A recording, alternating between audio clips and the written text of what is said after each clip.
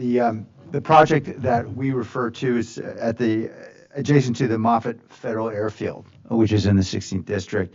It's long served as a Naval Air Station.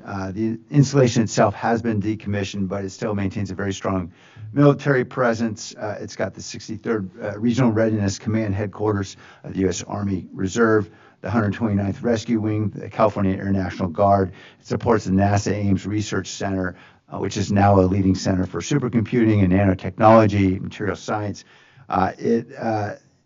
This airfield is now operating as a joint civil-military airport, but it is really a hub for the military community, both active service as well as veterans who reside throughout the Bay Area, roughly a 9 million person metropolitan area.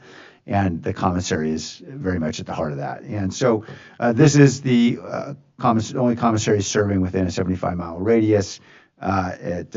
It operates in a facility that NASA Ames owns. It's the region's only commissary.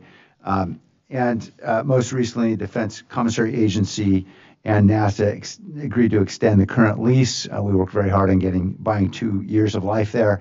The facility will likely close by 2029 because the building simply can't take it anymore. And so we need to find a better place for it. And this committee knows well that access is certainly a valued benefit for many of these families.